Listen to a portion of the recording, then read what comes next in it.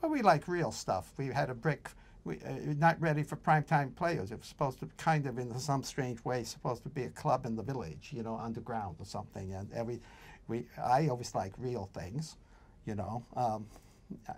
I prefer, I don't care how heavy, you know. My favorite stagehands on Broadway still talk about my Sweeney Todd. Sweeney Todd over the Gershwin. It was called the Urus. Anyway, you know, we like real things. I remember around here we made that little. There was a little platform out in front of the set that was, and I thought brick, so we brought in the real brick. And they got very upset about that. They seem to really, I mean, they seem to really. When you actually think about it, they were very upset by us. The suits. Let's blame the suits. That's all right. No, but I told this story about how the stagehands and the suits were like crazy because we decided to use real brick. Oh yeah, they were really crazy. And the fact that they had to cut the bricks on a bias. We wouldn't lay the bricks like no. straight. There's been many home bases. Many home bases. There's been many home bases. Oh, How yeah. many? I don't know how many. I mean, I don't even know anymore. How many home bases did you do from just in the first 5 years?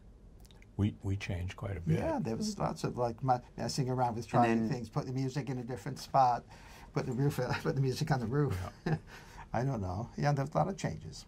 Only now, I mean, the Grand Central, you know, if you do anything long enough, it becomes iconic, you know, and that's what's happened to it, I guess. I think before that we had, was it Brooklyn Bridge we had before that? Brooklyn Bridge. And I did one in '86, which was a little bit like the one in '75 in some ways, in that it was based on a club type of feel. I mean, I think we were changing them more until 2003.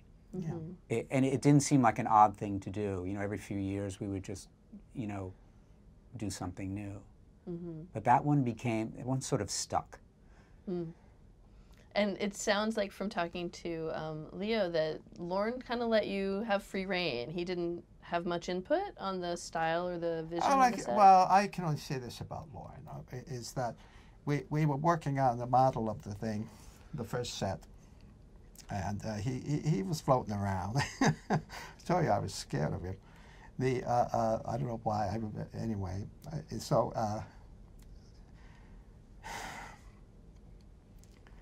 he came by suddenly, surprisingly, and said, right out of the blue, you know, like it would be like he came in the door right this moment.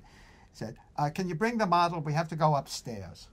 And so I took the model, it was about that big, 1/4 inch. Took it, went up to the president of the company, okay? And it cleared out. The guy had all black Oriental furniture.